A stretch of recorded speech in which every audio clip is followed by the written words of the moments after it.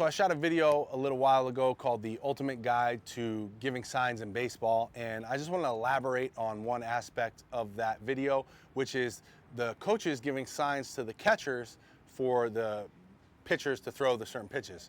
And I want to elaborate more on the philosophy behind it. So this video is really for coaches, catchers, and pitchers, because all of us need to be on the same page when it comes to our pitching philosophy. Now, this video is sponsored by TeamSnap. If you don't know about TeamSnap, it's an app that makes organizing your team a whole bunch easier. If you want to learn some more, go ahead and click the link down below in the description.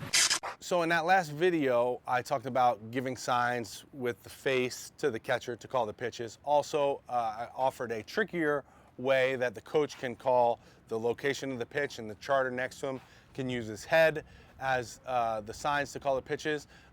You can use really anything to call the pitches, but that's really not what I wanted to elaborate on in this video. What I wanted to talk more about is the philosophy of why we're calling certain pitches, when we should, and when we should throw certain things. Again, this is really for pitchers. So if you're a pitcher, pay attention. If you're a catcher, you need to know this. And again, if you're a coach and want to know, understand better when to call certain pitches, this could be a great video for you too. Now, the first thing that you want to know is that you never want to speed up the batter's bat. What that means is if he was late on a pitch, you never want to throw a pitch for him to be unlate or be on time, right? You're speeding up his bat. So if he shows that he's late on a fastball, you don't want to go to a changeup right here or go to a curveball right here, because you're speeding up his bat. That's the terminology that we use. You never want to speed up a batter's bat. So if he's showing you that he's late, stick with the hard stuff, okay? You never want to speed up his bat. With that being said, we could also learn from foul balls, okay? Foul balls tell us a lot. Now, what I see a lot of time is let's say a right-handed batter will smoke a ball into the first base dugout, right? And everyone will be like, oh man, he's right on that pitch. No, he wasn't at all. He's actually very late. If he's smoking that ball into the right field dugout or first base dugout, he's very late as a right-handed hitter, okay?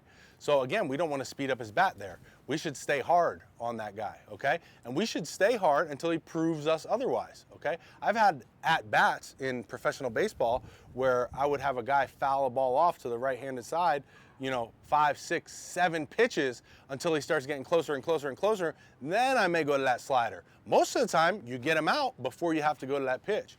Until he shows an adjustment and improves and starts showing you that he's getting more on time, stick with the hard stuff. Don't speed up his bat. At the other end of the spectrum, if that right-handed batter pulls a ball 400 feet just foul, we can learn from that as well. If we threw him a fastball there and he pulled that pitch 400 feet foul, then a changeup might be a great option right there, because he was already out in front of the fastball. So then going to an off-speed pitch might be a great option, right? So learning from foul balls is one way you can learn what pitch to throw next. Now, the foul ball that you got to be worried about is the foul ball that goes straight back to the backstop. Why is that? Because that means he's on time. If that happens, you probably want to change up your pitch, or at the very least, your location, okay? Because when the batter's on time, that's when you're going to have problems. Hitting is a lot about timing and contact. So if the guy's on time, we're going to have a lot harder time as a pitcher getting him out. So let's disrupt his timing, disrupt his balance. If you break pitching down to its basic form, that's all we're trying to do. Disrupt timing, disrupt balance. And we can use foul balls to teach us how we can do that. Another philosophy I like to use when calling pitches or throwing pitches myself is you never want to throw your third best pitch after your second best pitch if they're both off speed. Meaning, for me, for example, I would never throw a slider and then a changeup, because my changeup was garbage. My slider was pretty good. My changeup was not as good, but they're both around the same speed. So why would I throw one pitch that is good at that speed and then throw a pitch that is not as good at that speed? Because we're setting that batter up for success at that speed. Again, hitting is about timing, right? So he just saw a pitch at that speed, and then I'm gonna throw a less good pitch at that speed. So me personally, I would never go slider changeup, even though I really didn't throw a slider changeup later in my career.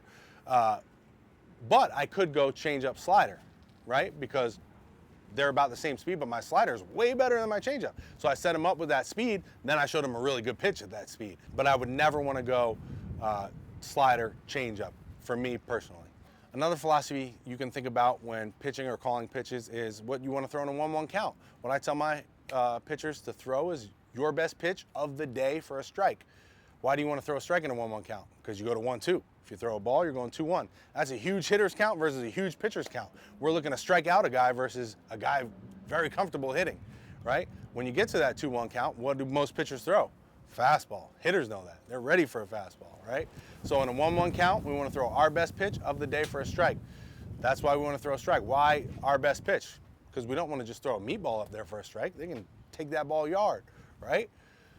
Why of the day? Well, because our best pitch can change from day to day. One day it might be our sinker, one day it might be our slider, one day it might be our forkball, or whatever pitches you guys throw, but it changes every day. So your best pitch of the day for a strike in a 1-1 count. Now, what about 0-2, 1-2 counts? A lot of guys like to waste pitches in these counts. I don't necessarily like to waste pitches, but if you're using this 0-2, 1-2 pitch to set up the next pitch, that's okay. But I also think that if you believe in your stuff and you have good stuff going that day, then you should go right after the guy, right? We don't want to leave it too fat. What I like to do in 0-2, 1-2, no matter what, not wasting or not setting up, is expand the zone. That means we throw a ball that looks like a strike, but then expands the zone and goes outside of the zone. So it looks like a strike and then goes out of the zone. Those are the pitches that the guys are gonna chase, because in the 0-2, 1-2 count, what's a hitter doing? He's being defensive. He's ready to swing. Swing at anything close, you hear the other coaches saying, hey, you gotta protect, right? 0-2, 1-2, gotta protect. So if you throw a pitch that looks like a strike and then goes out of the zone, oh man, those are the swing and miss. The butt goes out, hands go out, swing and miss, strike 3, sucker, see you later, sit down.